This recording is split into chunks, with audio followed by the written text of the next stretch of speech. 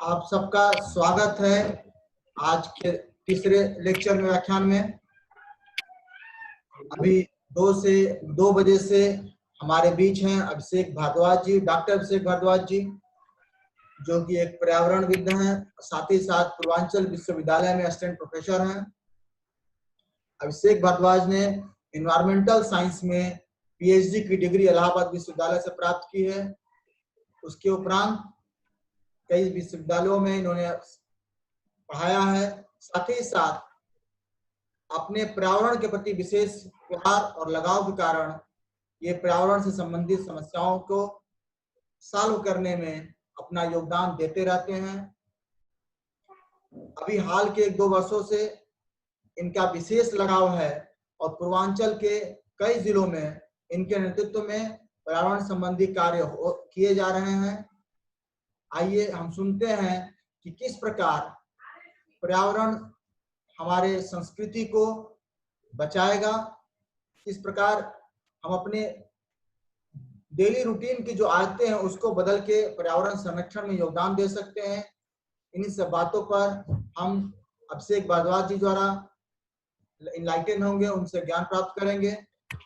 इसी शब्दों के साथ मैं अभिषेक भारद्वाज जी को वेलकम करता हूं। अभिषेक जी। सर्वप्रथम डॉक्टर प्रेम सर को नमस्कार, नमन करता हूँ। ये मेरे बड़े भाई के भांति हमारे सीनियर रहे हैं। वो पहले तो हमारे इलाहाबाद विश्वविद्यालय में ही छात्र नेता भी रहे हैं और अब लास्ट में ये आईएएससी से पीएचडी करने के बाद अब ईसीसी कॉलेज में आ चुके हैं असिस्टेंट प्रोफेसर के रूप में। धन्यवाद आपको, आपने हमें मौका दिया इस प्लेटफॉर्म पर आकर अपनी बातों को बताने का, लोगों को मोटिवेट करने का, पर्यावरण के प्रति लोगों में रुचि पैदा करने का। तो धन्यवाद प्रेम सर।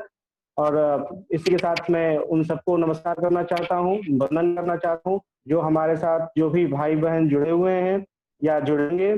और सबको मैं चाहता हूँ कि सब लोग हमारे साथ लगातार अंत तक बने रहें, तभी हम कुछ लाभ उठा पाएंगे इस आयोजन का। तो शुरू करते हैं। देखिए, पर्यावरण एक बड़ा ही प्रासंगिक है आज का। जैसे आपने अधिकांश सुना होगा कि कहीं जकार्ता का जमीन धंस जाता है, तो कभी सुना होगा कि दिल्ली में इतना कोहरा हो जाता है, दिल्ली में इतना धूल हो जाता है कि वहां सांस लेना मुश्किल हो जाता है। इसी तरह विश्व के अलग अलग इलाकों में आप लोगों ने लंदन की घटना सुनी होगी, अभी MIC की घटना सुनी होगी जब मेथिल आइसोसाइनाइड का लीकेज हुआ था। तो इस तरह से ढेर सारे प्रॉब्लम क्रिएट होते हैं अलग अलग इंडस्ट्री का, और अलग अलग जगहों पे दुनिया भर के प्रॉब्लम्स दिखते हैं और इसको रिजॉल्व करने की जिम्मेदारी कहीं ना कहीं हमारी है। तो आज का जो हमारा विषय है,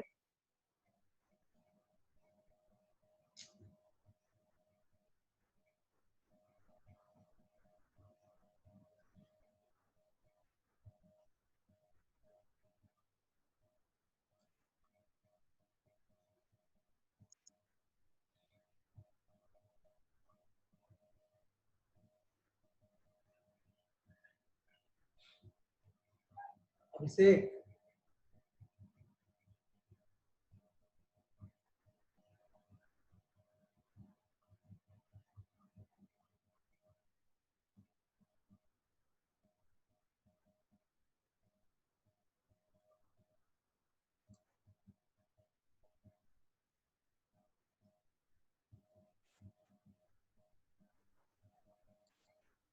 इस पूरी दुनिया का जो 2.4% है हमारा जो क्षेत्रफल है भारतवर्ष का, यह छोटे से क्षेत्रफल में 17% की आबादी निवास करती है।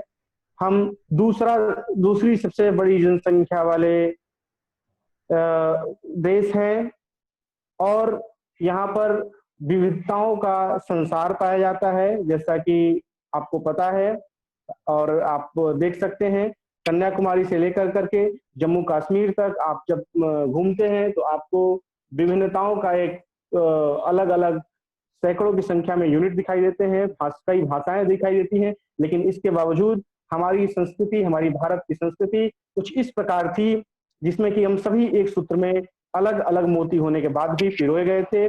और इस प्रकार से हमारा जो संस्कृति है, जिसे संस्कृत की बात करें तो कहता है कि अस्तो माँ सद्गमय, तमसो माँ ज्योतिर्गमय, मृत्यु और माँ अमृतम गमय, अर्थात हे माँ हमें कुमार्ग से हटा करके और सन्मार्ग की तरफ ले चलें। ठीक है, तो इस तरह से हमें अंधकार से हटा करके प्रकाश की तरफ ले चलें। ठीक है, और इसी तरह से हमारे अलग अलग कई कोट दिए गए हैं हमारे संस्कृति के द्वारा, जिसमें हम पूरे पृथ्वी को अपना घर मानते हैं।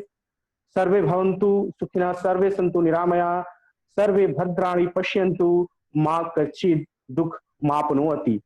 अर्थात हे परमात्मा, विश्व के सभी प्राणी सुखी एवं स्वस्थ रहे, सर्वत्र मंगल ही मंगल हो, किसी भी जीव को कष्ट ना हो, ऐसी कल्याणकारी अवधारणाओं से भरा पूरा भारतीय संस्कृति ने हमेशा आध्यात्मिक एवं संस्कृति ने हमेशा आध्यात्मिक एवं संतोष धन की वकालत की है। आध्यात्मिकता के समस्त सोपानों में विभिन्न ऋषि मनीषियों, संत महात्माओं के द्वारा विभिन्न संदेशों को हम अपने अंदर समेटे हुए हैं, अपने अंदर लिए हुए हैं और संतोष करके, ठीक है, हम पूरी पृथ्वी की रक्षा करने का कार्य करते रहे हैं। यह हम आज से नहीं, यह सनातन धर्म है, जिसमें हमारे धर्म में ही इसकी व्याख्या है कि हम किस प्रकार पर्यावरण की रक्षा करते आए हैं। आप बहुत ही आसानी से समझ रहे हैं। जैसे कि आपने देखा होगा कि हमारा पहले का प्रचलन था कि हम बड़ी ही भावपूर्वक गाय का पालन करते थे, ऐसे जीवों का पालन करते थे जिससे हमें शुद्ध रूप में चीजों की प्राप्ति होती थी। लेकिन आज का ये जो वेस्टर्न कल्चर है, जैसा कि मेरा लेक्चर जो मेरा टॉक है कि क्या प्रहार है पश्चिमी सभ्यता की, कैसे ध्वस्त कर रहा है इस हमारे भारतीय संस्कृति को और उसमें पर्यावरण को कैसे मिटाने का प्रयास कर रहा है। तो आज हम पश्चिमी सभ्यता को अपनाते हुए गाय माता का सेवा न करके हम कुत्तों का पालन कर रहे हैं घर में, जो कि विभिन्न तरह के पैरासाइट और विभिन्न तरह के रोगों का कारक होते हैं। उनको लेकर हम अपने गोद में बिठाते हैं, उनको इतना प्यार करते हैं, लेकिन वही गाय माता जो है रोड पर घूमती है, उनके साथ अत्याचार होता है, कुचल दिए जाते हैं। जो कि ऐसी माँ जो कि इस तरह का आपको दुग्ध उपलब्ध होती है, जिसमें अगर आप भोजन ना भी करें, उनके दुग्ध का पान करें तो आपका जीवन उचित और निरोगी रह सकता है, आप स्वस्थ रह सकते हैं। बिट्टू दिखाई दे रहा है फेसबुक पे? आप में दिखाई दे रहा है?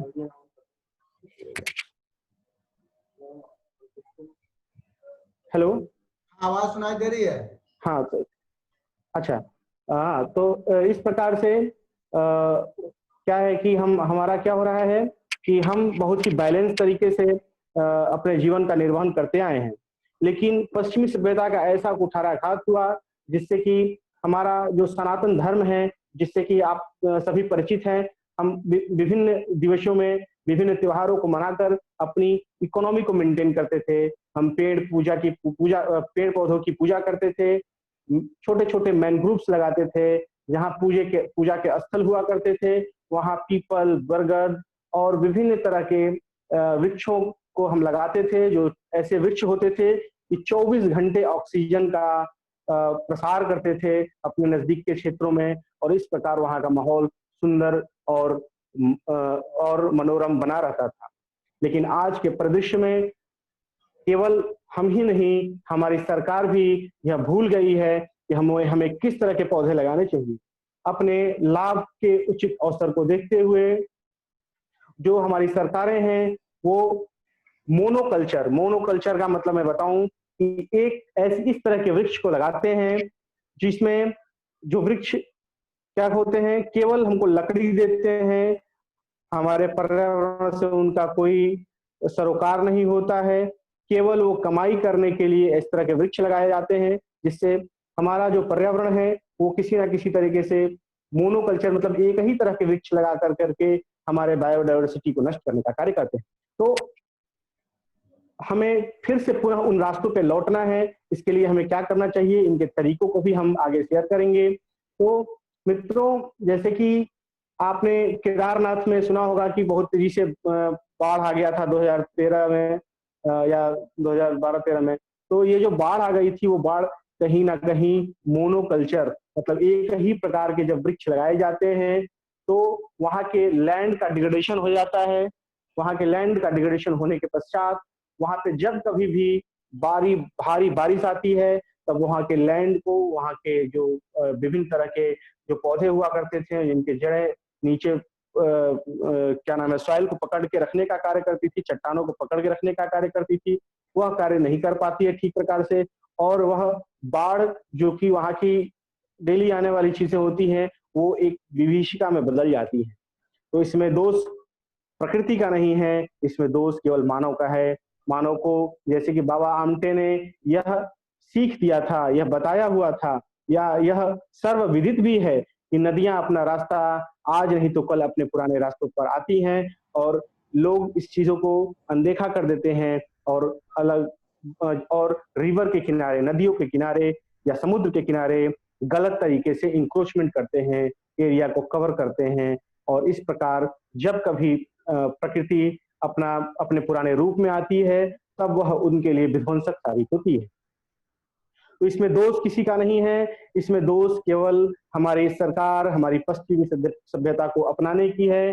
पहले नदियों के किनारे हमारी जो सभ्यता थी, उसमें मल मूत्र करना, त्यागना पाप हुआ करता था। लेकिन धीरे धीरे ये पश्चिमी सभ्यता का ऐसा कुठाराघात हुआ कि हम ऐसे जगहों पर जाके अपने गलत कार्य करके एंथ्रोपोजेनिक एक्टिविटी से उस वाटर बॉडीज को दूषित करने का कार्य करते हैं, जो कि बड़ा ही निर्मम है एक तरह से कहे, जिससे कि हजारों लाखों में ढेर सारे पशु पक्षी जली जीव मर जाते हैं, उनका नुकसान हो जाता है, लेकिन उसको देखने के लिए कहीं कोई जाता नहीं है। हालांकि एक पर्यावरण का विषय आप देख सकते हैं, आपको अगर अपनी पुरातन संस्कृति की ओर लौट कर अगर आपको सोचना है, देखना है, कोरोना काल एक आपके लिए ऐसा अध्याय साबित हो सकता है।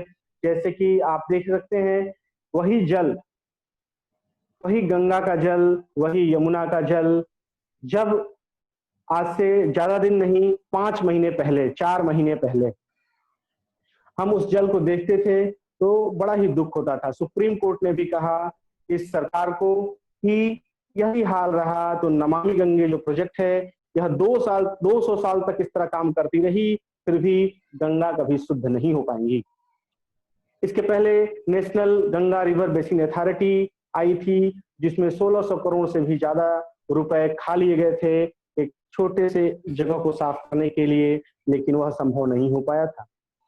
तो कुल मिला के ये सरकारों का झाम है, यह इंडस्ट्रीज का, और बड़े बड़े उद्योगपति हैं, यह पर्यावरण की तरफ इनका झुकाव नहीं रहता है, यह उसको हल्के में लेते हैं। और इस प्रकार सरकार गलत तरीके से अपना लोगों को पोल्यूशन बढ़ाने के लिए उनको क्या करती हैं, उत्प्रेरित करती हैं, उन पर लगाम नहीं लगाती हैं, उनको ढील देती हैं। तो इस पे कहीं ना कहीं हम सभी को बात करना चाहिए, हमको कहीं ना कहीं जागना चाहिए।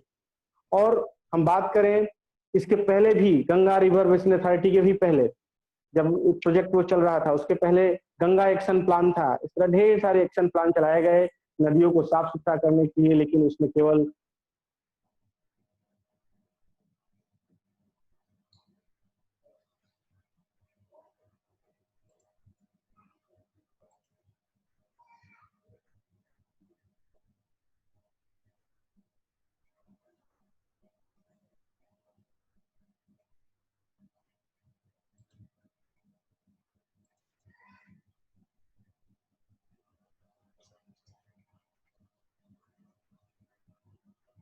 अभिषेक,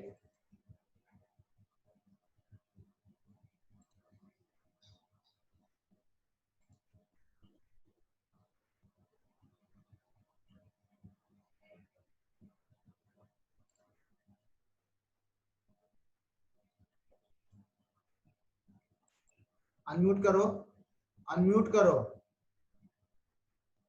हाँ, सुन पा रहे हैं? बीच में कनेक्शन चला जा रहा है, माफ कीजिएगा। तो आप देख रहे हैं कि जो लाखों करोड़ों अरबों डॉलर खर्च करने के बाद भी जो गंगा शुद्ध नहीं हुई, जो वायु शुद्ध नहीं हुआ, आप देख सकते हैं कि इस कोरोना काल में कुछ लोग इसको बहुत गलत तरीके से देखते हैं, लेकिन इस कोरोना काल को मैं एक, हालांकि मैं पर्यावरणविद हूं, तो इस तरह से मैं एक अपॉर्चुनिटी के फॉर्म में, मैं एक अवसर के रूप में इसे देख रहा हूं कि कैसे पर्यावरण जो है, इसके कारण से जो ह्यूमन इंटरवेंशन है वो कम हुआ, ठीक है, और जिसके कारण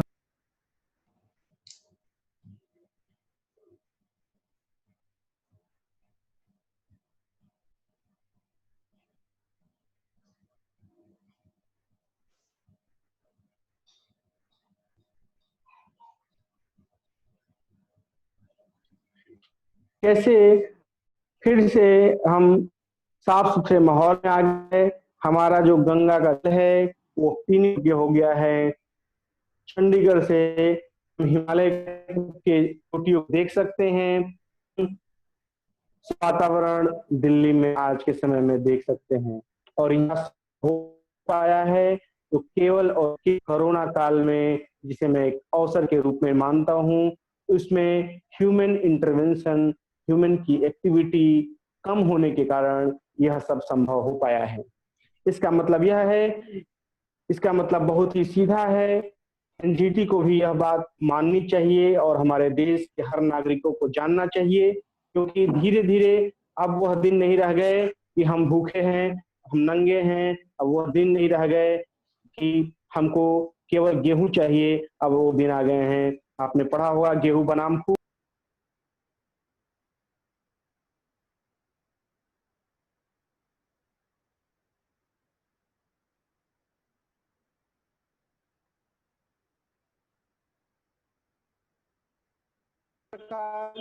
आप देख रहे हैं, देखिए इंटरनेट का कनेक्शन गड़बड़ हो रहा है, आप परेशान ना होइएगा। तो कहीं ना कहीं यह जो व्यवस्था है, इस व्यवस्था पर हमको पुनः लौटने की आवश्यकता है, और लौटने के लिए इसमें जन जन की भागीदारी की आवश्यकता है। जैसा कि मैंने बताया कि अब वह दिन नहीं है कि हम भूखे हैं और हम नंगे हैं। हमें पर्यावरण के प्रति सचेत होना चाहिए, पर्यावरण के प्रति जागरूक होना चाहिए। नहीं तो जैसा कि आपको विदित है, बहुत लोगों को तो ज्ञान नहीं होती, पानी कहाँ है, पानी का संचय कैसे करना है, एनर्जी का संचय कैसे करना है। तो सरकार तो जो कार्य कर रही है, लेकिन हर व्यक्ति को जागरूक होना है, हर व्यक्ति को पर्यावरण की शिक्षा लेनी है, और कैसे जल का यूज करते हैं, कैसे जल का प्रयोग करें, अपने जीवन को कैसे रखें। जैसा कि आपने सुना होगा, सुना क्या होगा, आप स्वयं करते हैं, आप कहीं ना कहीं अपने गाड़ियों को धुलते हैं, अपने गाय भैंसों को धुलते हैं, और पीने योग्य पानी को आप धड़ल्ले से बहाते हैं, और कितना बहाना चाहिए इसका कोई हिसाब नहीं होता है, इसलिए कि जल का कोई कर नहीं होता है, मूल्यहीन होता है।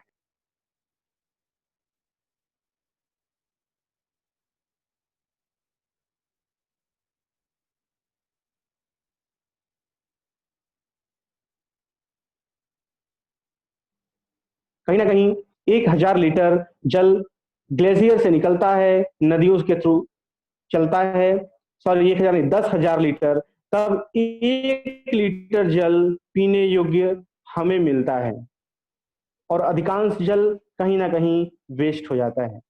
तो आप सोच सकते हैं कि जो हमारे पीने का जल है, जो रिवर वाटर है, वह जितना भी शुद्ध जल है, यानी कि शुद्ध जल या कह दें या फ्रेश वाटर की बात करें, तो मात्र 3% हमारे पृथ्वी पर है। 3%, 97% केवल और केवल क्या है, तो ओशन है, नमकीन पानी है, यूज करने योग्य पानी नहीं है।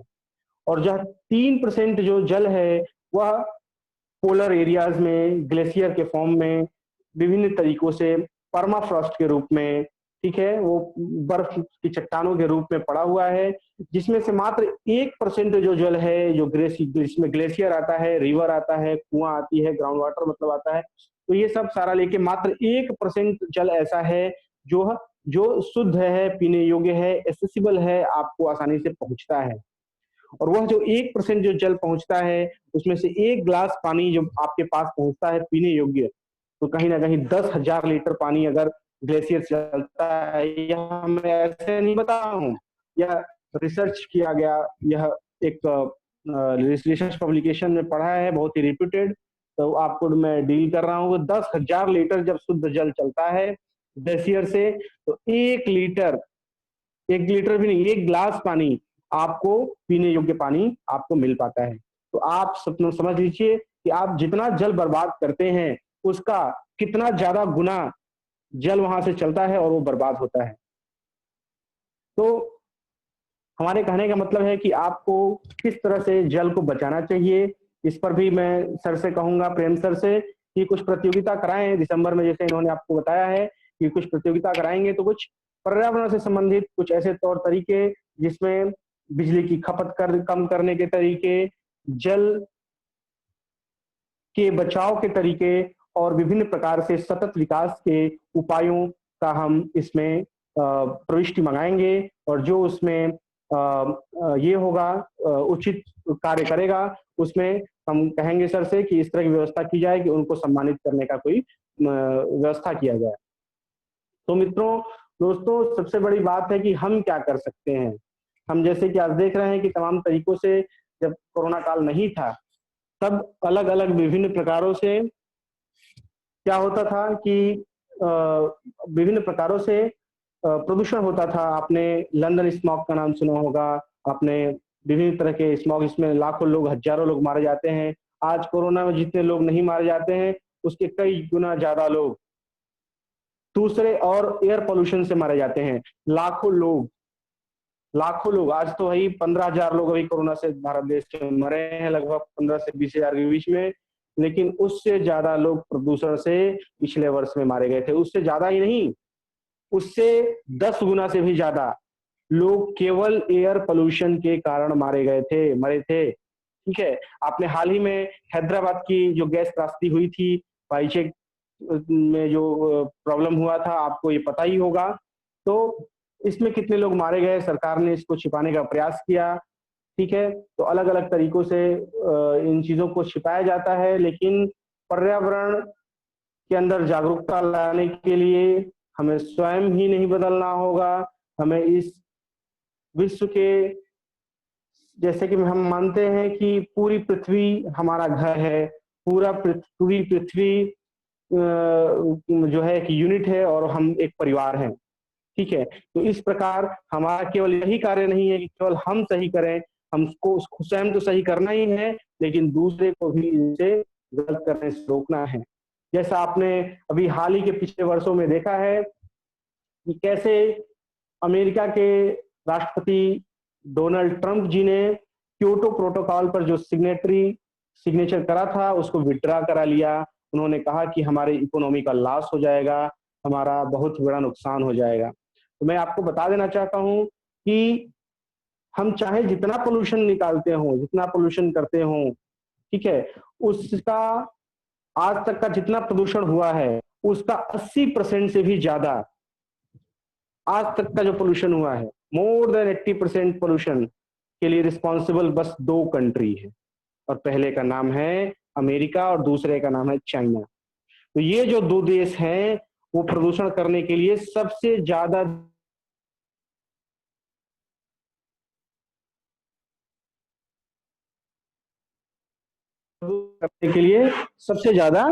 जिम्मेदार है। तो भाई इनको भी रोकना है, हमें इस तरह की व्यवस्था करनी है। हमें, जैसा कि मैंने ये टॉपिक में डिसाइड किया था कि कैसे पश्चिमी सभ्यताओं का प्रहार है, तो पश्चिमी सभ्यता का प्रहार देख लीजिए। पहले हम जीव जंतुओं को रक्षा करने के लिए हम माना जाता था कि हमें विभिन्न प्रकार के योग में एक व्यवस्था थी, जबकि हम घर में खाना बनाते थे तो कुछ अग्नि देवता को देते थे, कुछ गाय को देते थे, और विभिन्न जानवरों के लिए हम 5 अलग अलग जगह भोजन का कुछ छोटे छोटे मात्रा बाहर निकालते थे। और इसी प्रकार जल भी हम रखते थे, कटोरे में जल करके अपने घरों के बाहर रखते थे, जिससे कि मानते थे कि हमारे पूर्वज आएंगे और उस जल को ग्रहण करेंगे। और विभिन्न टाइम में हम ऐसा भी करते हैं, जब पितृपक्ष चलता है तो कुछ एक गोल सा बना के अनाज का एक कुछ बना के हम बाहर देते हैं, जो कि जीव जंतु खाते हैं और उससे उनका है। तो हमारे जो ऋषि मनीषियों ने इस तरह की व्यवस्था करी थी कि मानव अपने जीवन के साथ साथ दूसरे पशु पक्षी विभिन्न तरह के जो क्रिएचर्स हैं उनके लिए भी भोजन की व्यवस्था आपके पुरुषार्थ का एक छोटा सा भाग उनके लिए दिया जाता था। लेकिन आज की इस पश्चिमी सभ्यता के युग में जब लोगों के पास तथाकथित ऐसे लोग हैं जो कहते हैं कि हमारे पास समय नहीं है, आई एम वेरी बिजी, मैं तो केवल मोबाइल और टीवी पे आता हूँ भैया, हमारे पास तो समय ही नहीं है, हम कार से चलने वाले हैं, हम हेलीकॉप्टर से उड़ने वाले हैं, हमारे पास तो समय नहीं है। तो ऐसे समय में हमें उन दिनों को नहीं भूलना चाहिए कि आज तक हम जिंदा हैं तो हमारे इस तरह की व्यवस्था के कारण ही इस भारत देश में हम सुरक्षित और संरक्षित हैं और हमको शुद्ध फल और अनाज मिल पा रहे हैं। इसमें कहीं ना कहीं हमारे जो पूर्वज हैं उनका जो देन है, जिसके कारण हम आज जिंदा हैं, जो जल का संग्रह करके रखे हुए हैं। तो यह जिम्मेदारी हर व्यक्ति की बनती है, हमारी बनती है कि हम जल का संरक्षण करें, हम वायु को कम प्रदूषित करें, ना प्रदूषित करें, हम जो फॉसिल फ्यूल है, ऐसे रिसोर्सेज जो कि बहुत लंबे समय में बाद तैयार होते हैं, करोड़ों वर्षों के बाद तैयार होते हैं, उनको क्या कहते हैं, जीवाश्म ईंधन कहते हैं। तो ऐसे ईंधन का हम कम से कम प्रयोग करें कि हमारे आने वाली जो पीढ़ी है उसका भी वह प्रयोग कर पाए। ठीक है, उनका हम दुरुपयोग ना करें। इसका मतलब आप मानव जीवन इस प्रकार का हो जिसमें उपभोग ना हो, केवल उपयोग हो। ठीक है, उपभोग और उपयोग, यह मंत्र आप दिमाग में रखिएगा कि आपको अपनी जीवन शैली इस प्रकार बना के रखनी है कि अपने जीवन में प्रत्येक चीज का उपयोग करना है, उपभोग नहीं करना है। जैसे उपभोग और उपयोग की अगर व्यवस्था को आप अपने चीजों में दृष्टिगत करना चाहते हैं तो आप सुने होंगे कि बहुत से ऐसे लोग हैं जो ठंडियों में भी या नॉर्मल मौसम में भी एसी चला के रहते हैं, एसी चलाकर चद्दर ओढ़ के सोते हैं, रजाई ओढ़कर सोते हैं। ऐसे लोग शहरों में बहुत ही आसानी से आप देख सकते हैं। तो ऐसे लोग कैसे होते हैं, भोगी किस्म के होते हैं, ये उपभोग करते हैं। तो हमारी जो संस्कृति रही है उसकी एक गरिमा रही है जिसमें प्रत्येक चीजों का उपयोग किया जाता रहा है, उपभोग नहीं किया जाता रहा है। हम हम हमारे गीता में लिखा हुआ है, दिया हुआ है कि हम राजसिक नहीं रहे हैं, तामसिक नहीं रहे हैं, हम हमेशा सात्विक की तरफ चलने का प्रयास किए हैं। चाहे वह एक छोटे घर का बच्चा हुआ करता था, चाहे राजा का लड़का हुआ करता था, तो मर्सिडीज से पढ़ने नहीं जाता था, वो व्रत पढ़ने नहीं जाता था, वह एक सामान्य व्यक्ति के भांति वह एक विद्यालय में उस समय गुरुकुल हुआ करते थे, उस गुरुकुल में वो पढ़ाई किया करता था। और पढ़ाई किस प्रकार की, राजा का लड़का भी भिक्षा मांगा करता था। और जो आपने इतिहास में पढ़ा है कि फला मुगल साम्राज्य में फला जो है अपने भाइयों को से कुचलवा दिया, तो अपने पिता को बंदी बना लिया, तो ऐसे मार दिया, वैसे कर दिया, उनके साथ दुर्व्यवहार कर दिया। तो आपको याद रहना चाहिए इस भारतवर्ष में ऐसे लोग पैदा हुए हैं, ऐसी संस्कृति आपको मिली हुई है जिसमें एक भाई अपने पूरे राज्य को वो चाहता है कि मैं दूसरे भाई को दे दूं, यह कार्य मैं स्वयं ना करूं। मतलब इस तरह के लोग, जैसे राम और भरत की आप कहानियां सुने होंगे, तो इस तरह के लोग यहाँ पे रहे हैं, भामाशाह के प्रकार के लोग रहे हैं। ठीक है, तो जो तमाम वीर रहे हैं उनके बारे में सोचिए, उनसे आप प्रेरित होइए और कहीं ना कहीं उनके भांति आप अपना रास्ता बनाइए, अपने मार्ग को बनाइए। आज के दिनों में आप सोचते होंगे कि हम YouTube चलाते हैं, हम Facebook चलाते हैं, हम तमाम मीडिया के व्यवस्था से रहते हैं, तो आप बहुत ही आगे हैं, तो आप भूल जाइए। आप इस इंटरनेट के माध्यम से, इन व्यवस्थाओं के माध्यम से आप ग्लोबल वार्मिंग भी काज कर रहे हैं। ठीक है, तो इसका भी आपको उपयोग करना है, उपभोग नहीं करना है। यह नहीं कि जियो ने आपको 1-1.5 GB डेटा दे दिया है तो उसको खत्म ही करना है, नहीं।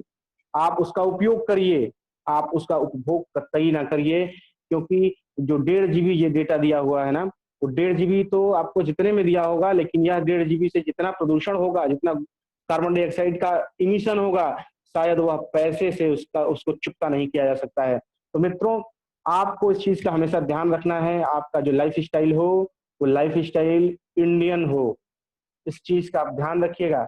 हमारे देश के तमाम नेता, तमाम लोग हैं जो कि हमेशा हमको ऐसी व्यवस्था की तरफ झुकाने का कार्य करते हैं कि हमारी जो संस्कृति है उसका नाश हो जाए, चाहे बाहर से ग्लोबलाइज, जैसा कि मार्केट पूरा ग्लोबलाइज हो गया है, तो इस ग्लोबल सिस्टम में हम अपनी संस्कृति को, उसके मूल को कहीं ना कहीं खोते जा रहे हैं। तो उसको फिर से रिकॉल करने की जरूरत है, उसको फिर से पाने की जरूरत है, फिर से उसी व्यवस्था में हमें जाने की जरूरत है।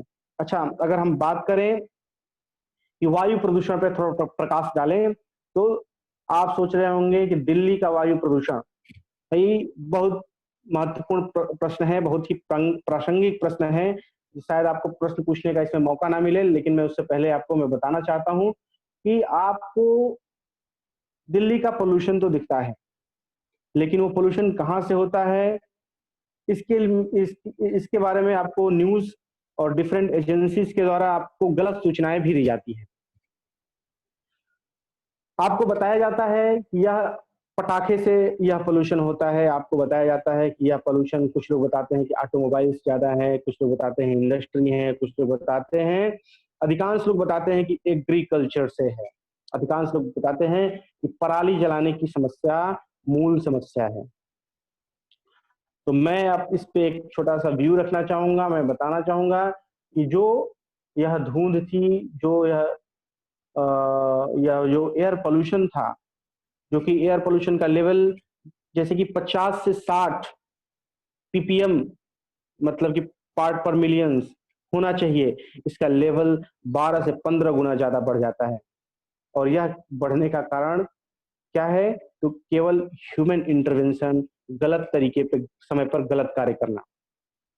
अभी जो पराली जलाने की बात है, तो जो खेती हुआ करती थी पहले, वो थोड़ा पहले हुआ करती थी, जो है वो निकल जाता था सितंबर, अक्टूबर या नवंबर तक, से पहले निकल जाता था, अक्टूबर, सितंबर अक्टूबर आसपास तो ये कट जाते थे। और पराली को क्या करते थे हम लोग कि ठंडी से पहले, गर्मी के मौसम में ही अगर हम उसको किसी प्रकार, अगर सपोज कोई जला भी दे, हालांकि जलाना तो किसी प्रकार भी गलत है, तो यह पोल्यूशन क्या होता था, आसानी से यह पोल्यूशन हवा में मिक्स हो जाता था। लेकिन जब जैसे जैसे ठंडी की तरफ ये मौसम बढ़ता है या ठंडी का मौसम होता है, तब होता क्या है, तब होता ऐसा है कि यह जो प्रसार है, यह जो धूल का डिफ्यूजन है, आप में से बहुत लोग फिजिक्स के होंगे, तो आप जानते हैं कि डिफ्यूजन सबसे ज्यादा कब होगा और सबसे कम कब होगा। तो जब टेम्परेचर कम होता है तो डिफ्यूजन किसी भी गैसेस का डिफ्यूजन, अगर टेम्परेचर कम है तो कम होता है, अगर अगर टेम्परेचर ज्यादा है तो ज्यादा डिफ्यूजन होता है। तो ज्यादा diffusion it means less pollution, and less diffusion it means more pollution. ठीक है, और पोल्यूशन यानी कि इनवर्सली प्रोपोर्शनल है टेम्परेचर के। तो देखिए भाई, तो हमारे कहने का मतलब ये है कि यह जो डिले ऑफ द क्रॉपिंग है, यह इसका एक मुख्य कारण है। लेकिन दूसरा मुख्य कारण जो है, केवल और केवल इंडस्ट्री, ईंट भट्ठे हैं। ठीक है, और अगला कुछ नहीं है।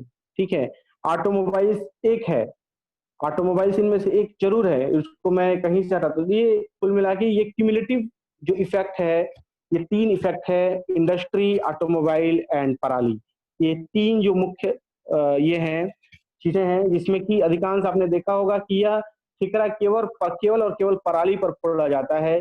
लेकिन सरकार को इस तरह की व्यवस्था करनी चाहिए और करना है, जिसमें कि इन प्रदूषकों का पहचान करके इनके ऊपर विभिन्न तरह के कर लगाए जाएं, इनके ऊपर कुछ क्लेम किए जाएं।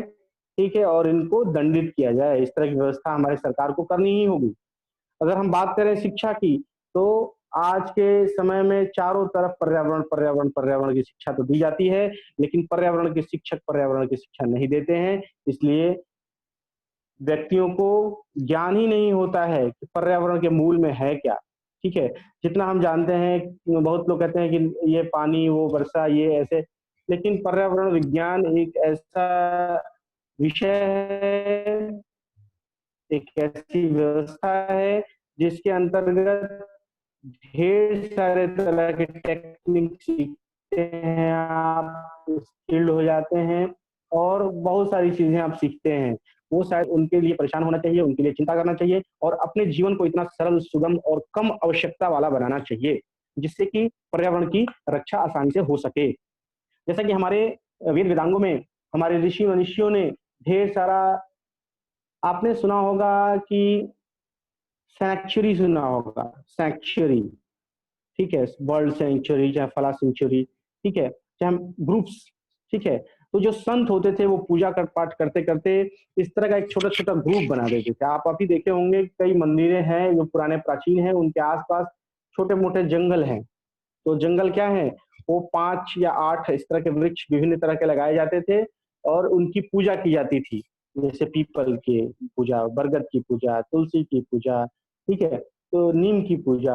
आपने हर गांव में आप एक सुना होगा कि निमिया माई का पूजा है, काली माता का पूजा है, वहाँ नीम का पेड़ लगाते हैं और वह नीम का पेड़ अपने आसपास के जो वातावरण है उनमें ढेर सारे बैक्टीरिया और ढेर सारे जीवों से वो क्या करता था, जैसे आपने सैनिटाइजेशन वर्ड आपने आपने ज्यादा सुना है प्रासंगिक, वो वहाँ की हवा एक तरह से सैनिटाइज हो जाती है, क्लीन हो जाती है और उसके पास जाके रहता है, उठता है, बैठता है, भोजन करता है, चाहे आंवले के नीचे, ठीक, वो ढेर तरह से विकारों से मुक्त हो जाए। इस तरह की व्यवस्था प्राचीन काल में थी, पर उनको लोग हंसी का पात्र बनाते हैं, अपने तुच्छ वैज्ञानिकता को प्रूफ करने के लिए इन चीजों को गलत ठहराते हैं, लेकिन कहीं ना कहीं वही रास्ता हमारे लिए प्रभावी है और हमें उन्हीं रास्तों को अपना करके हमारे भारत देश का जो विकास है, ठीक है, वो सतत हो सकेगा और यहाँ का जो जीवन है वो सरल हो पाएगा।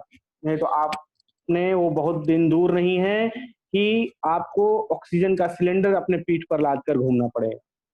वह दिन दूर नहीं है, जैसे कि आप बोतल में तो पानी पी ही रहे हैं, आप आरओ का पानी पी रहे हैं। मैं तो कहता हूं कि आप में से अधिकांश लोग ऐसे जगहों पर होंगे। आरओ के पानी पर मैं थोड़ा सा आपको जरूर बताऊंगा, क्योंकि हालांकि बहुत लोग इसको जानते भी हैं, लेकिन इसमें हमसे प्रश्न भी पूछ सकते हैं, हो सकता है कि कुछ अलग जानकारी आपको प्राप्त हो। तो आप आरओ का पानी पीते हैं, आरओ का मतलब रिवर्स ऑस्मोसिस किया हुआ जल। अब उस जल में जो टीडीएस होता है, टीडीएस का मतलब होता है टोटल डिजॉल्व सॉलिड, ठीक है, मतलब कि जो पदार्थ हैं कितने मात्रा में उसमें घुले हुए हैं, एक तरफ आरओ वाटर और दूसरी तरफ आपका पेट। आपका जो एलिमेंट्री कैनाल है, आपका जो डाइजेस्टिव सिस्टम है, उसमें 900 टीडीएस आप आसानी से पचा सकते हैं, पी सकते हैं और जीवित रह सकते हैं। आपके जो नल में पानी आता है उसका टीडीएस मात्र और मात्र खराब से खराब जगह का अगर पानी होगा तो 200 से 300, 300 से 350 टीडीएस होगा। 350 क्या, पीपीएम, पार्ट पर मिलियन, एमजी पर लीटर। जबकि जो डब्ल्यूएचओ है, जो बीआईएस है, ब्यूरो ऑफ इंडियन स्टैंडर्ड, ठीक है, जो आईएसओ है, ठीक है, ये सभी कहती हैं कि हमको 600 पीपीएम तक पानी पीने पर हमको कोई नुकसान नहीं होगा और वो परमिसिबल है। परमिसिबल मतलब हम पी सकते हैं, ठीक है, हमारे स्वास्थ्य के लिए अच्छा है। लेकिन क्या आपको पता है जो आप आरओ का पानी पीते हैं उसका टीडीएस कितना होता है? तो उसका टीडीएस होता है 65 से 90 के बीच। और जब इतना कम टीडीएस आप पानी पीते हैं तो आपको कौन सी बीमारी होती है? आपको डिफरेंट तरह के मिनरल्स की डिफिशियंसी होती है, उनकी कमी हो जाती है। भाई जो टीडीएस है वो क्या हुआ है, क्या है, जो घुला हुआ सॉलिड है वो क्या है, वह है कैल्शियम, मैग्नीशियम, पोटेशियम और विभिन्न तरह के मिनरल्स। और यह मिनरल्स आपके लिए लाभदायक हैं। और आप क्या करते हैं, उन मिनरल को रिवर्स ऑस्मोसिस के फिल्टर को लगा कर करके, जो कि एक तरह के कंपनियों के बिजनेस है, ठीक है, पश्चिमी सभ्यता का एक धोखा है आरओ, मेरी भाषा में अगर कहे तो। आप पानी को अगर मानते हैं, आप में से बहुत सारे लोग ऐसे प्रश्न पूछेंगे हमसे कि सर अगर पानी में बैक्टीरिया होगा तो क्या होगा, फिर आपको तो नुकसान कर देगा। तो आपको जानकर हैरानी नहीं होनी चाहिए कि आपके पूरे बॉडी में हजारों प्रकार की बैक्टीरिया परमानेंट रहती हैं, उनका घर है। और 1.5 किलोग्राम तौलेंगे तो ऐसे इतनी बैक्टीरिया आपके शरीर में हमेशा रहती है। और कुछ बैक्टीरिया और आ जाएंगी तो बहुत ज्यादा नुकसान नहीं होना, ठीक है। और अगर उनसे बचना भी चाहते हैं तो आप यूवी सिस्टम लगा कर करके उससे बच सकते हैं, नॉर्मल फिल्टर लगा कर करके बच सकते हैं, ठीक है। उसमें आपके आयंस का नुकसान नहीं होगा, आपके मिनरल्स का नुकसान नहीं होगा। तो ऐसे जब मिनरल की डिफिशियंसी होती है, आपके जो बोन है वो कमजोर हो जाते हैं, आपको जो आपके जो डाइजेस्टिव सिस्टम है आपका दिक्कत में आ जाता है। और जब कभी भी आप नॉर्मल पानी का एक घूंट लेंगे, आपको हैजा, टाइफाइड, ठीक है, आपको अमीबियोसिस, आपको पेट से संबंधित विभिन्न तरह के विकार होने बहुत ही स्वाभाविक हो जाएंगे। तो यह अपने जीवन में जो आप प्रकृति से दूर जाने का कार्य कर रहे हैं, यह कहीं ना कहीं बहुत ही घातक है आपके आने वाले जीवन काल के लिए। यह एक क्या है, यह एक बहुत ही गलत रास्ता है, ठीक है। बोतल का पानी शायद जो आप हमारे साथ के जितने भी लोग होंगे, चाहे हमसे सीनियर भी लोग यहाँ पे जुड़े हैं, तो आपने देखा होगा कि कितने दिनों से आखिर में हम ये बोतल का पानी पीते हैं। और क्या जो पहले बोतल का पानी नहीं पीते हैं वो थे, वो आज क्या जीवित नहीं है क्या? आज वो जल्दी उनका खात्मा हो गया है क्या?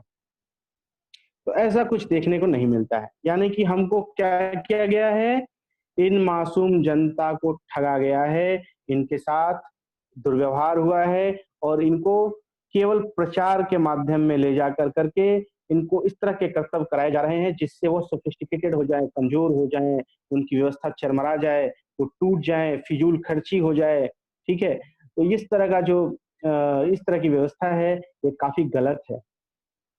इस पर तुरंत हम और आपको खड़ा होकर उनका विरोध करना चाहिए और हमको प्रकृति से सीधे जुड़ने की व्यवस्था करनी चाहिए। यह लेक्चर आज मुझे देख करके ज्यादा अच्छा लग रहा है, आपसे बात करके काफी अच्छा लग रहा है। क्यों और हम क्या कर सकते हैं, आपको यह पता होना चाहिए जितनी तेजी से यह पोल्यूशन का level है, उतनी ही से उतनी ही तेजी से जितनी तेजी से पोल्यूशन का लेवल कम हुआ है, उतनी ही तेजी से क्या होने वाला है, उतनी ही तेजी से बढ़ने वाला है और उससे भी घातक व्यवस्था होने वाली है। तो आज आवश्यकता है कि आप भी जाग जाएं, हम भी जाग जाएं और सरकार को भी जगाने का कार्य करें, अन्यथा अनर्थ हो जाएगा। और जितने भी रिसोर्सेज हैं वो लिमिट है, जैसे मैंने बताया कि हर दुनिया का हर छठा व्यक्ति भारतीय,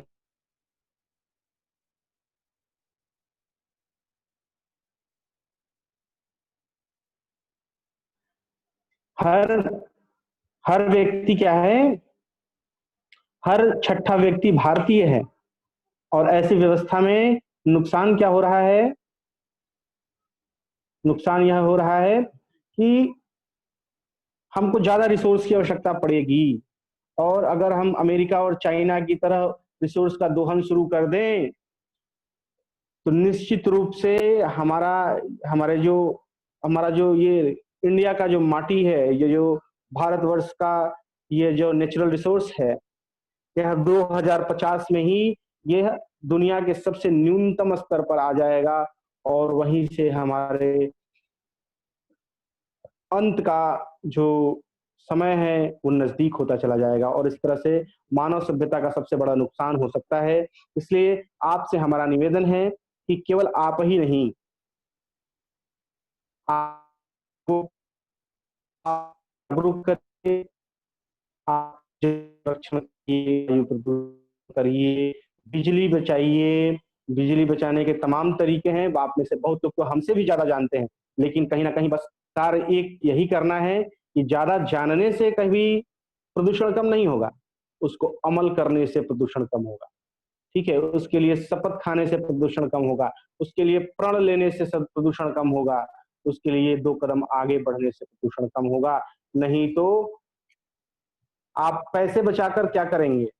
अपने आने वाले जो आपके जनरेशन है, उनके लिए आप धन का संग्रह करके क्या करेंगे, जब उस समय जल ही नहीं रहेगा, वहाँ मिट्टी ही नहीं रहेगी, प्रदूषित मिट्टी रहेगी, वहाँ से जहरीले पदार्थ का पदार्थ जो हैं वो उगेंगे और जो खाने वाले पदार्थ हैं, उसमें ज़हर भरा रहेगा। तो ऐसे में आप उस धन का संग्रह करके क्या करेंगे?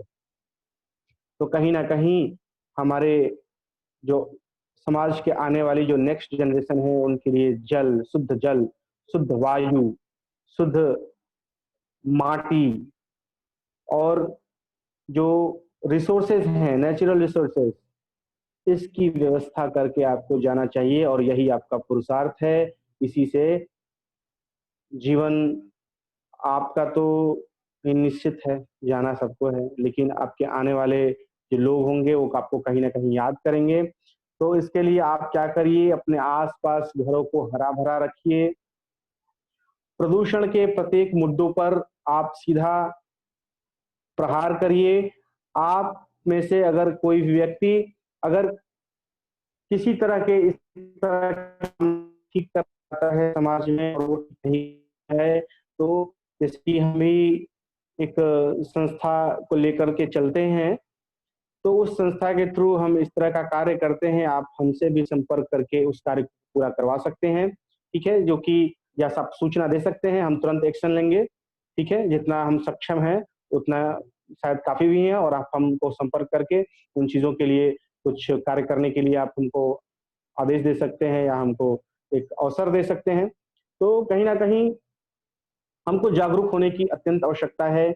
आप जैसे देख रहे हैं शिक्षा की व्यवस्था तो लचर हो ही चुकी है। जब शिक्षा की व्यवस्था लचर हो जाती है, तो आने वाले जनरेशन की भी व्यवस्था लचर हो जाती है। यानी कि आपके पठन-पाठन, जीवन और आपका जो आप स्किल्ड नहीं होते हैं। आप अपने अंदर मनोबल नहीं होता है अंदर। आप वीक अपने आप को फ़ील करते हैं। तो कहीं न कहीं उसमें आपकी इन व्यवस्थाओं को जब तक बदला नहीं जाएगा, तब तक उनमें सुधार नहीं किया जाएगा, तब तक कुछ हो नहीं पाएगा। तो आप हर एक इन छोटी चीज़ों के लिए जो आपको समझ में आ रहा है, आप चिंगारी बनकर हमारे साथ आइए और हम लोग बड़ा बड़वाग्नि खड़ा करते हैं और अपना कार्य कराने के लिए अपने मतलब इस समाज को आगे तक बचाने के लिए, इसको सिद्ध करने के लिए हम 2-2 कदम आगे की तरफ बढ़ने का प्रयास करेंगे। तो हमको जितने भी लोग हमें सुन रहे होंगे, आप लोगों से आग्रह है कि अगर आपके आस-पास कहीं भी गलत कार्य हो रहे हैं, पर्यावरण के प्रति अगर नुकसान किया जा रहा है, तो आप उसकी सूचना हमें दे सकते हैं और आप स्वयं भी प्रयास कर सकते हैं, ठीक है? चाहे प्रेम सर भी हैं, वो भी पर्यावरण के उनका बड़ा ही झुकाव है, इनके साथ भी आकर करके हम सब मिलकर के एक बड़ा कार्य कर सकते हैं। तो आपसे निवेदन है कि आप अपने आस-पास मतलब 100 बात की एक बात, आप उपभोग को छोड़िए और उपयोग की तरफ बढ़िए। जितनी आवश्यकता है संतोष में रहिए, जितनी आवश्यकता है उससे ज़्यादा किसी भी चीज़ को ना संचित करिए, ना संग्रह करिए, ना उसका उपभोग करिए। ठीक है? तो इसी के साथ हमारा जो दिया गया समय था, हमें लग रहा है कि अब पूरा होने वाला है। तो मैं चाहता हूँ प्रेम सर से कि आज्ञा दें और अगर कोई प्रश्न है तो इसी दौरान हमसे पूछ लिए जाएँ। Most welcome. धन्यवाद अभिषेक इस बहुत ही सारगर्भित व्याख्यान के लिए। हम यह शुरू से सुनते आए हैं कि हमें अपनी आदतों को बदलना चाहिए और हम इस भारतीय संस्कृति के हिसाब से हमें चलना चाहिए। किताबों में ऐसा लिखा गया है और समहाउ हम उसको फॉलो नहीं करते हैं और यह बहुत ही गलत स्थिति आ गई है जहां आप जैसे विद्वानों को हमें बताना पड़ रहा है कि नहीं आप फॉलो करिए ही, फिर किताबों के क्या मतलब रह गया, ये समझ से परे है।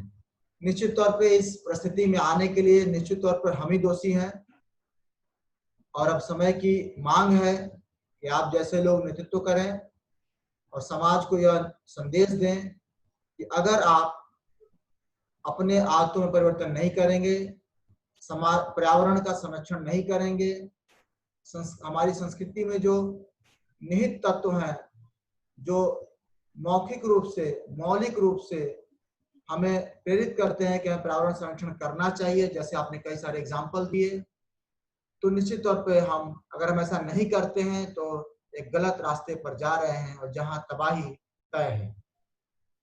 निश्चित तौर पे हम फिर से प्रयास करें कि आप अन्य माध्यमों से भी, अन्य प्लेटफॉर्म पे भी जुड़ें और इस संदर्भ में लोगों को मार्गदर्शन करें, उनका नेतृत्व करें। हमारे पास फेसबुक से कोई कमेंट नहीं है, कोई भी क्वेश्चन नहीं है। मेरा खुद का एक सवाल है, मैं पूछना चाहता हूं इससे पहले कि हम इस लाइव को बंद करें। स्वागत है। जिस तरीके से हम सोचते हैं कि हमें पर्यावरण संरक्षण करना चाहिए, वो कहीं ना कहीं प्रैक्टिकल वे में फंस जाता है। अब हम उसको किस तरीके से, आपका क्या मानना है कि क्या हम प्योर थ्योरेटिकल हो जाए या प्रैक्टिकल वे में रहते हुए उसको धीरे धीरे उन आदतों से बाहर आने का प्रयास करें? इस बारे में आपका क्या राय है? बहुत ही सुंदर प्रश्न है प्रेम सर। देखिए, हमें क्रिटिकल होने की आवश्यकता नहीं है, हमको सरल होने की आवश्यकता है, हमें सजग होने की आवश्यकता है, हमको इस तरह की व्यवस्था करने की आवश्यकता है कि लोगों को लज्जित कर दे अपने कार्यों से और उनको विवश कर दे कि आपको इस रास्ते पर चलना है। आप देख रहे होंगे कि समाज के बड़ी से बड़ी बुराइयों को दूर किया गया है। जैसे कि पहले लोग खेतों में जाया करते थे फ्रेश होने के लिए, तो इस तरह की व्यवस्था को कहीं ना कहीं खत्म करने की व्यवस्था करी गई, सरकार ने किया। और मैं आपको एक दूसरा एग्जाम्पल देता हूँ जो मैं स्वयं मैं जिसका प्रैक्टिकल किया हूँ। पहले मैं जब इलाहाबाद में रहा करता था तो अक्सर पड़ोसियों से झगड़ा हो जाता था, क्योंकि वो 9 बजे तक सोते थे और तब तक उनके टंकी का पानी नीचे गिरता रहता था। तो मैं जब उठ के कहता था तो वो हमको हमारे ऊपर तुरंत झल्ला जाते थे। पहले तो मैं हॉस्टल में रहा, लेकिन जब मुझे बाहर रहना पड़ा, जब हॉस्टल बंद होने लगा तो बाहर रहा, तो रोज हमसे बवाल होने लगता था। बगल में एक इंजीनियर साहब थे, तो मेरे मित्र भी थे, मेरी नमस्कार होता था उनसे, ठीक है। तो हम सोचते कैसे इनसे कहें, कैसे कहें, एक बार इशारा किया, सुने नहीं। फिर मैंने क्या किया कि एक पर्ची लिया, छोटी सी पर्ची, और उस पर मैंने लिखा कि ये 2 तल्ले की बिल्डिंग बना के, 5 तल्ले की बिल्डिंग बना के इंजीनियर साहब, और धन बचा के, धन का संग्रह करके आप क्या करेंगे जबकि आपके आने वाले जनरेशन के लिए जल ही नहीं रह जाएगा। तो इस प्रकार जब मैं एक पेपर पे लिख के रबड़ में लगा के जब उनके घरों में मैं फेंकना शुरू किया, तो चिट्ठी में पढ़ा, वो चिट्ठी है वो बहुत ही लज्जित हुए और वो चीज को समझ गए, और दोबारा उन्होंने, मैंने देखा कि पूरी व्यवस्था कर दी उन्होंने, एक मशीन ला करके अपने सिंटेक्स पे लगा दिया जो कि अलार्म के रूप में बजने लगा। और इस प्रकार वो अपने कहीं ना कहीं वो भी गए थे कि वो कार्य नहीं किया था। तो आके हमको मतलब नजर तो नहीं मिलाते थे, लेकिन एक बार उन्होंने इशारा किया बात में कि आपने बहुत बड़ी चीज, तो इस तरह का कुछ कर सकते हैं। और हम निश्चित रूप से सर कुछ रास्ता निकालेंगे हम लोग से। तो आप हमसे भी बात जरूर करें, इसके लिए समस्याओं के लिए हम लोग करेंगे। पूरे देश भर के जो पर्यावरणविद हैं उनका मैं एक बड़ा कनेक्शन बनाया हुआ हूँ, जिसमें 2-3 हजार से भी ज्यादा लोग हमारे साथ कनेक्टेड हैं। तो ऐसे में हम लोग क्या कर सकते हैं कि सब लोग मिलकर अगर पर्यावरण के लिए कोई मुहिम भी चलाना हो तो हम सक्षम हैं। अभी हाल ही में हम लोगों ने एक बहुत बड़ा मुहिम चलाया था शिक्षा को लेकर। पर्यावरणीय शिक्षा में जो नकारापंथी हो रही है, जो सरकार अनिवार्य कर दी है शिक्षा, पर्यावरण की शिक्षा, लेकिन पर्यावरण के लिए शिक्षकों की व्यवस्था नहीं की है। और ऐसे में ऐसे लोग शिक्षा दे रहे हैं जो पर्यावरण की समझ नहीं रखते हैं और उनको पर्यावरण का थोड़ा सा भी ज्ञान नहीं है। इसलिए कि पर्यावरण एक बहुत ही गुण विषय है, वह कई विषयों का एक समागम है। आपको केमिस्ट्री भी जानना पड़ेगा, फिजिक्स भी जानना पड़ेगा, बायोटेक्नोलॉजी भी जानना पड़ेगा, और कई विषयों के संग्रह के पश्चात आपको पर्यावरण का ज्ञान हो पाएगा। तो आज का जो आधुनिक पर्यावरण ज्ञान है उसको पाकर भी और उसमें भारतीय संस्कृति के ज्ञान को समाहित करके हम सारे प्रश्नों का जवाब दे सकेंगे और सारे प्रॉब्लम्स का समाधान कर सकेंगे, उसका सोल्यूशन कर सकेंगे। तो प्रेम सर, आप भी जैसे कि पर्यावरण के प्रति रुचि रखते हैं, तो आप इस तरह की अगर व्यवस्था हो तो प्लीज हमारे साथ इस तरह की बातों को शेयर करें, हम लोग जरूर इसका आधार निकालेंगे, व्यवस्था करेंगे। जरूर अभिषेक, हम लोग आप तो हमसे जुड़े ही हैं, और जो आप घटना सुना रहे थे, हम भी कुछ दिन आपके यहाँ रहे हैं जब इलाहाबाद आए थे। कर पा रहे हो आपको। निश्चित तो रूप से हम लोग अभी गणेश पाठक जी जुड़े हुए थे हम लोग के साथ, तो सर के जी जी नेतृत्व में, और प्रवीण प्रकाश जी हैं, आप हैं, आप लोग के साथ मिलके हम लोग पर्यावरण के, अभी तो हम लोग बहुत छोटे ही स्तर पे काम कर रहे हैं। सो पर्यावरण में मेन हम लोग का ये है कि हम लोग पौधारोपण करते हैं और कुछ थोड़ा बहुत शिक्षा देते हैं, और थोड़ा बहुत गणेश पाठक जी सर के जो आर्टिकल्स है वो लोगों को हम लोग प्रेषित करते हैं। आपके साथ मिलके हम लोग थोड़ा सा और बड़ा स्तर पे काम करेंगे। आप लोग का एक्सपर्टाइज चाहिए बेसिकली, हमारा इसमें एक्सपर्टाइज है नहीं, शिक्षा में निश्चित रूप से सर, नहीं ज्यादा एक्टिव हो जाते हैं। Most welcome sir. आपका कोई भी निर्देश होगा हम लोग उस पर त्वरित कार्य करेंगे। और देखिए, अभी 1 जुलाई से लेकर के 7 जुलाई तक वन महोत्सव शुरू होने वाला है। जो 5 जून में लोग पौधे लगाते हैं, उस समय मानसून नहीं पहुंच पाता है और सारे पेड़ पौधे सूख जाते हैं। तो यह सबसे उत्तम समय है जब मानसून हमारे यहाँ पहुंच जाता है, और 1 जुलाई से 7 जुलाई तक वन महोत्सव को धूमधाम से मनाने की व्यवस्था की जाए, और इसमें ऐसे वृक्षों की लगाए जाने की व्यवस्था की जाए जो प्राचीन काल में संतों मनीषियों के द्वारा लगाए जाते थे, और जिससे कि 24 घंटे ऑक्सीजन मिलने की व्यवस्था हुआ करता था, जैसे पीपल, बरगद और इन तरह के वृक्षों पर। ना कि हमको इमारती लकड़ियों के प्रति जाना है, महोगनी लगाइए अगर इमारती लकड़ियों के प्रति भी कुछ सॉल्यूशन है हमारे पास, तो कुछ इस तरह के वृक्ष और उस तरह के सॉइल में, पर्टिकुलर तरह के सॉइल में पर्टिकुलर तरह के कौन से वृक्ष लगेंगे, इसकी जानकारी भी आपको हम पहुंचा सकते हैं, या दूसरे के लिए आप हमसे संपर्क कर सकते हैं। तो इस तरह का कार्य हम लोग कुछ अच्छा कर सकते हैं। वन महोत्सव में हम लोग प्रयास करेंगे ज्यादा से ज्यादा, ये कम से कम एक पौधा तो हर व्यक्ति लगाए, और रक्षाबंधन के दिन उसको रक्षा सूत्र बांध के उसके साथ अपने आप का बंधन जोड़े और उसकी सेवा करे। कम से कम अपने ऑक्सीजन की व्यवस्था प्रत्येक व्यक्ति को स्वयं करना चाहिए।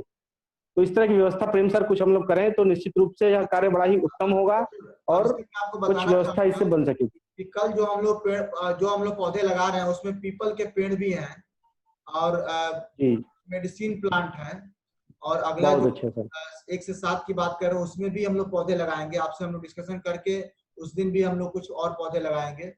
जगह की प्रॉपर कमी होती है कहाँ, क्योंकि ये जो पेड़ हम लगाते हैं इनको फिर हम मॉनिटरिंग भी करते हैं। कल आप हमारा सेशन देखिएगा जहाँ पर हम पिछले साल जो पौधे लगाए हैं उसका हम बताएंगे कि कितना कैसे मॉनिटरिंग करेंगे, कैसा बढ़ा है, किस समय किस स्थिति में है, तो वो हम अपने ही क्षेत्र में बहुत अच्छा।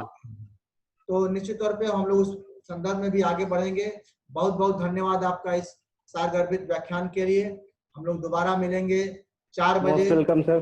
लंदन से डॉक्टर हिमांशु कात्यायन जुड़ेंगे।